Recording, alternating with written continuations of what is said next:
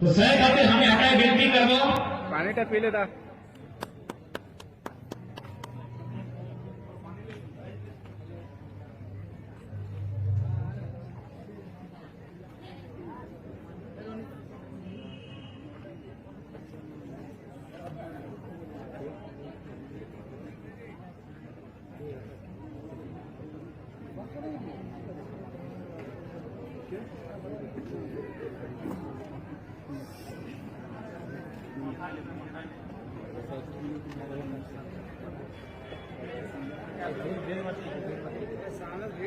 हवा लगा दे, हवा लगा दे। सामने से मेरे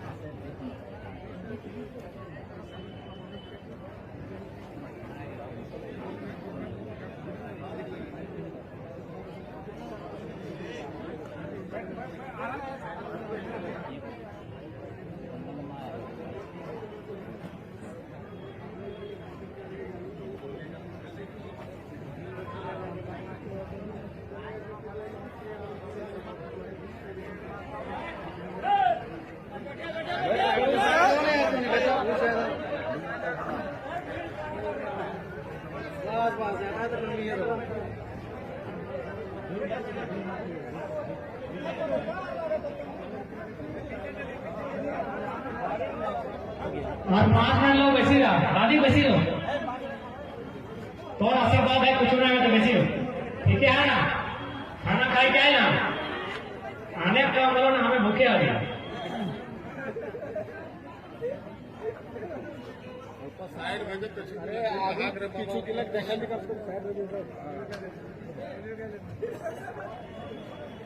हमें निवेदन हटाई करबो कि चाहे जैसे परिस्थिति आई अपन भाषा के बचाए के रखिया अपन भाषा भाषा मैंने माटी एक बिक्का जमीन आपको नहीं दिया बहुत कोई देगा जैसने बेहतर दिक्कत है एक ही साथ खैया कोनो दिक्कत ना है जरूरत है जन हमने जहाँ सेठ की दुकान में जन का लुगा डाल हटिया नहीं कर लिया माई मौसी लेकिन एक दिन में फिजूल खर्चा नहीं करिया एक दिन में जमीन बेकार नहीं बेचिए हमें निवेदन करबो जितना भाई साहब वहाँ पढ़े लिखे वाला दिक्कत है तो जाके फुटपाथ में जूता ले लिया जरूरत नहीं 3000 2000 के जूता ताकि हमने जमीन इसलिए बेचाई हो देखे सीखे में बेचाई हो फुटानी करे में आधा जमीन बेचाई गया हो और आज हमारी कहीं गया सही खातिर हमें हटाई निवेदन करबो ताकि हमें साल भर से जनता देखा पाइलो सिंचाई पाइलो हमें गोटे झारखंड घूर लियो साल भर से आज साल भर से बेसी भाई गलो लगभग माने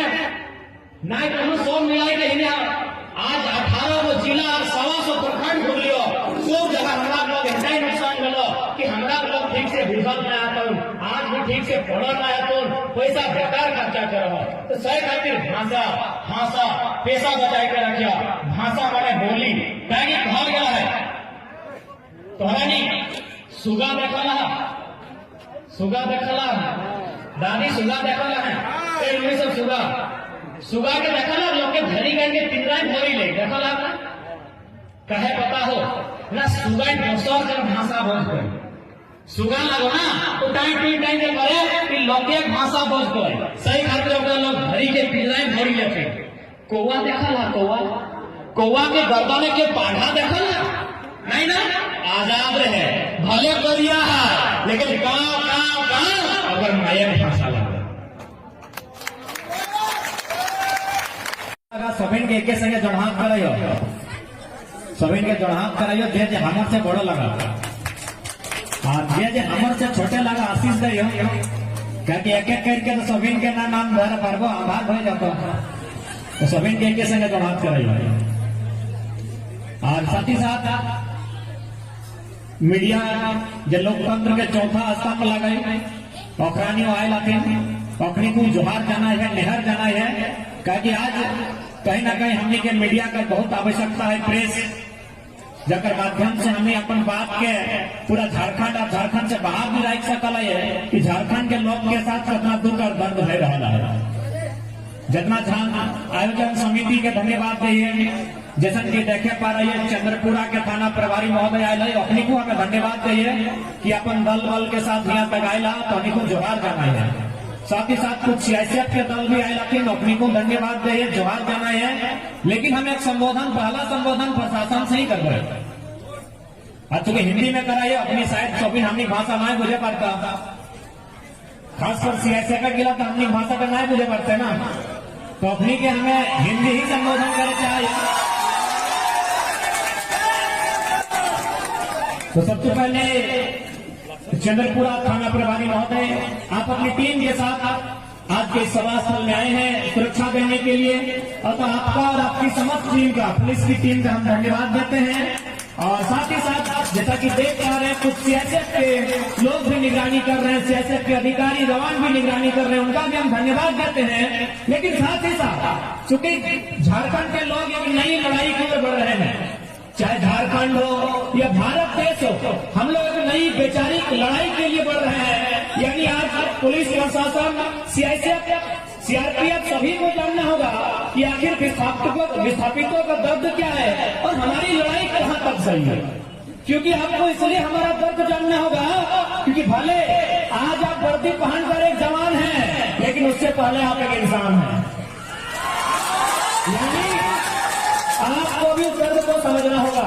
और चूंकि मैं पहला संबोधन आपसे ही करता हूं, चूंकि जब भी विस्थापन का समस्या सामने आती है, जब भी लोग विस्थापन के लिए, अपने अधिकार के लिए आंदोलन करते हैं, कहीं ना कहीं पूंजीपति वर्ग, कंपनी वाले लोग, पुलिस प्रशासन, सीआईएसएफ का सहारा लेकर आंदोलन को कुचलने के लिए लाठियां बरसाते हैं, जो कि सत्य है। इस बात को आपको भी स्वीकार करना होगा। इसलिए मैंने कहा भले आज आप वर्दी पहनकर एक जवान हैं, आपके हाथों में बंदूक और सीने में सितारे हैं, लेकिन उसके पहले आप एक इंसान हैं। और इंसानियत के नाते आपको झारखंड के साथ साथ सभी किसान विस्थापितों के दर्द को समझना होगा, क्योंकि आप ही एक किसान का बेटा है। जितने लोग आए हैं, चाहे पुलिस के जवान है या सीआईएसएफ के जवान है, सुन लीजिए, आप एक किसान का बेटा है, इसीलिए सीआईएसएफ बने हैं। अडानी अंबानी का होकर कोई पुलिस में नौकरी नहीं करते।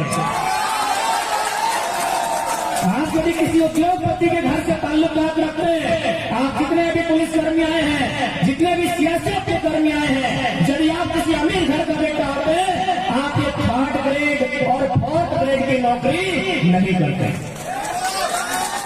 ये बात हम आपको इसलिए कह रहे हैं क्योंकि आज जो देश में माहौल बना है, आज जो झारखंड राज्य में माहौल बना है, किस प्रकार सीआईएसएफ का प्रयोग करके, कभी सीआरपीएफ का प्रयोग करके आंदोलन को दबाया जाता है, गरीब असहाय लोगों पर लाठी बजाई जाती है, उन्हें लाठी से पिटवाया जाता है। इसलिए आज इस बात को रख रहे हैं ताकि यदि भविष्य में आपकी लाठी चले तो धीरे चले, क्योंकि आपको भी आभास करना होगा ये आंदोलन कितना सार्थक है। इस आंदोलन से हतोत्साहित लोग, जो लोग पीड़ित हैं, विस्थापित का दर्द झेल रहे हैं, जिन्होंने अपनी जमीनों को दान दिया है बड़ी बड़ी कंपनियों को, आज उन्हें मिलाकर, आज ऐसा नहीं है कि आपके हाथों में सिर्फ बंदूकें हैं, कभी कभी मोबाइल फोन भी आता होगा, एंड्रॉइड मोबाइल आप लोग भी रखते हैं, तो उस एंड्रॉइड मोबाइल को खोलते भी होंगे तो आपके हाथों में उसी मोबाइल में कभी हजारीबाग के गोरखपुरा का न्यूज भी मिलता होगा,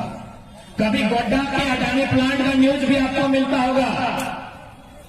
उस न्यूज को आपने पढ़ा होगा कि किस प्रकार कंपनी, खासकर अडानी, किस प्रकार गलत तरीके से जबरन उनकी जमीनों पर कब्जा करती है, उनके घर के बाहर एक नोटिस चिपकाती है कि इन जमीनों को हमें दे दीजिए, यहाँ हम विकास के नाम पर कंपनियां लगाएंगे। और जब गांव वाले विरोध करते हैं तो फिर वही सीआरपीएफ, तो कहीं सीआईएसएफ, तो कहीं पुलिस के जवानों का सहारा लेती है। उस आंदोलन के साथ साथ किसानों, गरीब गांव वाले को हौसले को तोड़ने का काम किया जाता है।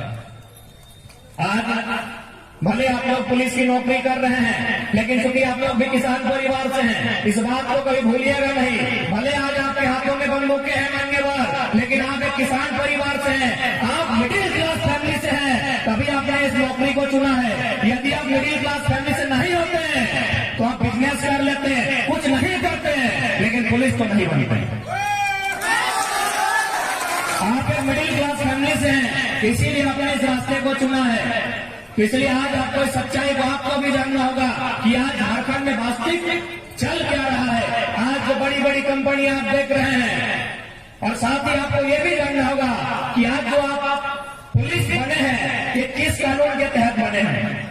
मुझे लगता है यह भले आप पुलिसकर्मी लोग आए हैं, लेकिन आपको स्वयं नहीं मालूम है कि आप किस कानून के तहत पुलिस बने हैं।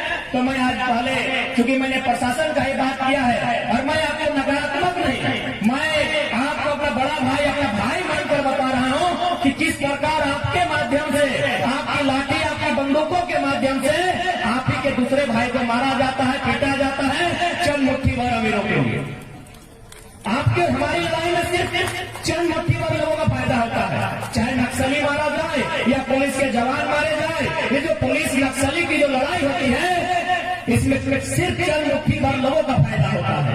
कौन मुट्ठी भर लोग? जिनको पहाड़ों में सोना मिला है, जिनको पहाड़ों में हीरा मिला है, जिनको पहाड़ों में लोहा मिला है, जिनको अभ्रक मिला है, जिनको कोयला मिला है, मुट्ठी भर लोगों के लिए सारा खेला देश में चल रहा है। एक तरफ पुलिस का नाम है, एक तरफ नक्सली का नाम है, और दोनों तरफ से किसान के बेटों को मारकर जमीन पर गिराया जा रहा है।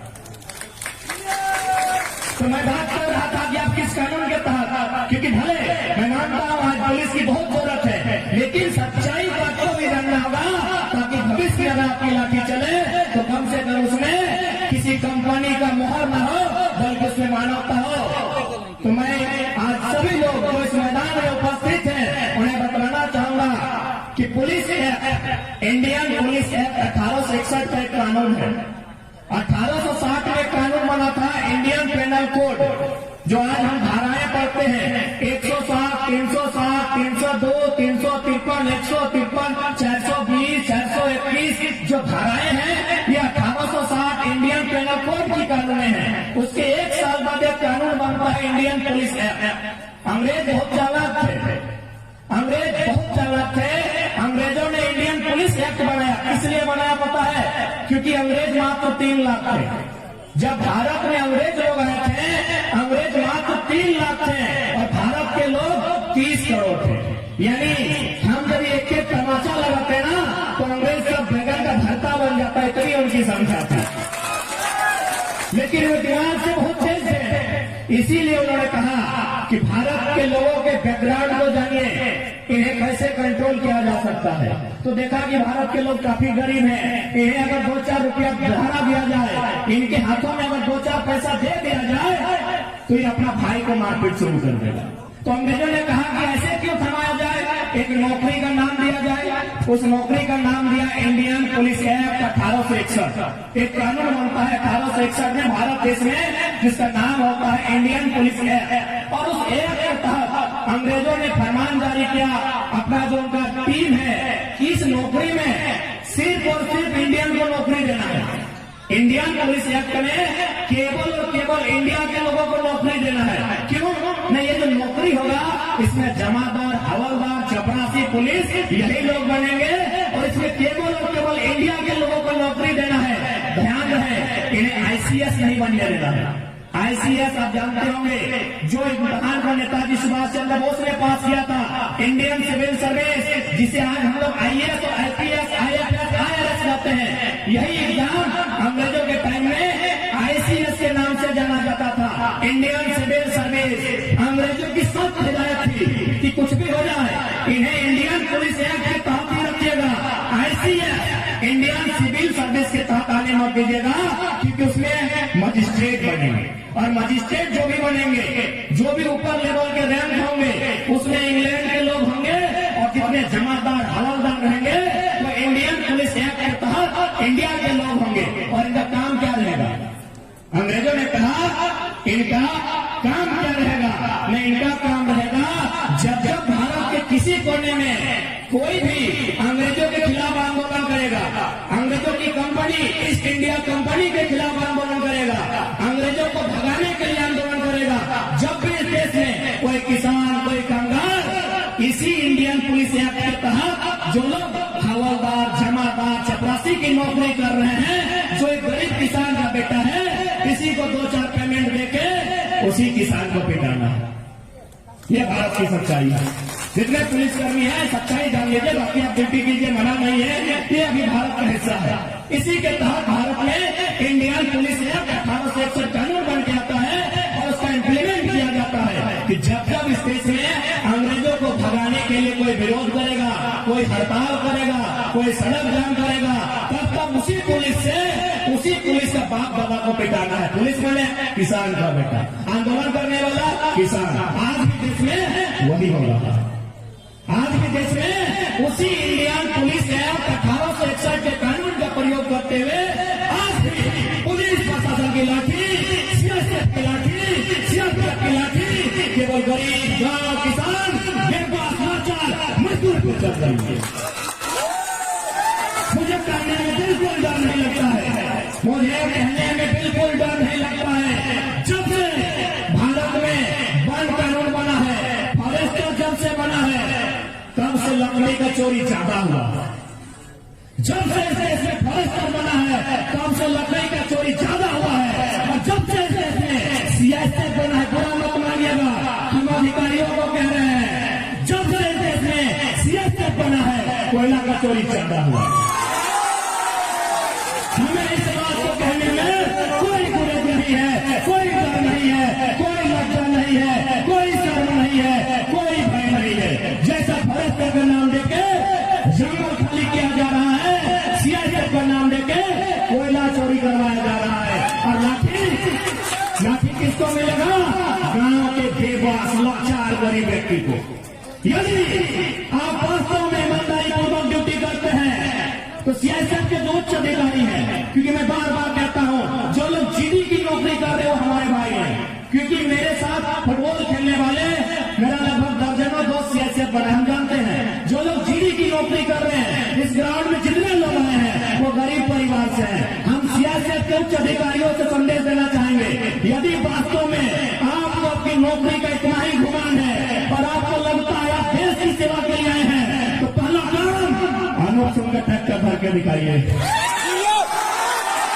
चुनौती है सीआईएसएफ के तमाम आला अधिकारियों को, इस खुले मन से खुली चुनौती है। यदि आप कहते हैं कि आप सरकार का पावर है, यदि आप कहते हैं आपके पुलिस का पावर है, तो जाइए पहले अनूप सिंह के एक भी हाईवा को, एक भी कोयला की गाड़ी को जब्त करके दिखाइए। आपको एक भी गाड़ी को फूक के दिखाइए, या फिर हमको एक भी इतिहास दिखाइए कि आपकी लाल लाल आंखें किसी कंपनी के सीएमडी को दिखाया है, आपकी लाल लाल आंखें किसी कंपनी के जनरल मैनेजर को दिखाया है। आपकी बोली और आपकी गोली केवल गरीब, लाचार, बेबस आदमी सहता है। ये सच्चाई है, ये भारत देश की सच्चाई है। इसीलिए मैंने कहा कि हम पहला संबोधन सीआईएसएफ के लिए करेंगे, पहला संबोधन सीआरपीएफ के लिए करेंगे, पहला संबोधन पुलिस प्रशासन के लिए करेंगे, क्योंकि हम नई लड़ाई कर बढ़ रहे हैं। आपको बताना चाहेंगे, आज ये चिमनी देख रहे हैं, ये चिमनी का धुआं, इससे कैंसर फैलता है, इससे टीबी, अस्थमा, न जाने दर्जन का बीमारी होता है। मरता कौन है? यहाँ दुगधा चंद्रपुरा का आदमी लोग। क्या बनता है? यहाँ से बिजली बनता है। ये धुआं से बगल में देखिए दामोदर नदी है, वो पूरा इंडिया का सबसे गंदा नदी दामोदर। एक समय याद हो, हमरानी बांधे कर नदी के पानी दाल में रहला ना, मेरा हला दाल, यह नदी के पानी हमरानी दाल में रहला, यह बांधे पानी के लिए हमने दाल जगता हला। आज दुनिया के, भारत के सबसे गंदा, सबसे मैला नदी दामोदर। क्या कर ले हमरानी ना याद मुठ्ठा भर आदमी गिलाए, जगह एक बित्ता जमीन नहीं गला। चिमनी के धुआं से बीमार रहता है हमरा लोग, मोरी जाता, आधा हमारे मोरी जाता, चूल पाकल पहले मोरी जाता हमरा लोग। अरे बिजली कहाँ? बांग्लादेश के महारानी याद आ रहा था। बताइए पुलिस प्रशासन और जितने भी उच्च अधिकारी के लोग जो घर बैठे सुन रहे हैं, दुनिया में इतना अन्याय कहां हुआ है? दुनिया में इतना अन्याय कहां हुआ है कि हमार पानी हमार पसीना, हर बिजली जले तो शेख हसीना। जमीन हमारा है। सियासत के जवानों जो आप उद्योग की रक्षा के लिए आए हैं, सेंट्रल इंडस्ट्रियल पुलिस फोर्स और सिक्योरिटी फोर्स, सियासत के जितने भी जवान हैं जो आप उद्योग की रक्षा करने के लिए आए हैं, आप भी जान लीजिए ये जो उद्योग बना है वो जमीनें हमारी हैं, लेकिन यहां से जो बिजली बनता है वो बांग्लादेश की मैडम हो जाता है। एक बार कभी भी लाठी चलाने से पहले आप किसी कोने में बैठ के सोचिएगा, क्या इतना अन्याय दुनिया में कहीं हुआ है जितना अन्याय झारखंड के लोगों के साथ हुआ है? और एक बात पर भी गौर किया है कि सीआईएसएफ रहे या सीआरपीएफ रहे, उसका अपना जिला में काम स्थापना क्यों होता है? यदि कोई सीआईएसएफ बनता है, कोई सीआरपीएफ बनता है, तो देखिएगा उसको अपना क्षेत्र में नहीं रखा जाता है। राजस्थान वाला को झारखंड और झारखंड वाला को छत्तीसगढ़ में रखा जाता है। कभी किसी ने लॉजिकली समझा इस बात को? क्योंकि हम लोग देशभक्ति की भावनाओं में बह जाते हैं। देश मेरा रंगीला, अरे देश काला हो गया है, रंगीला भी नहीं है। किसी ने लॉजिकली समझा कि राजस्थान का लड़का को नौकरी झारखंड में दिया है, झारखंड का लड़का को छत्तीसगढ़ लेके गया है।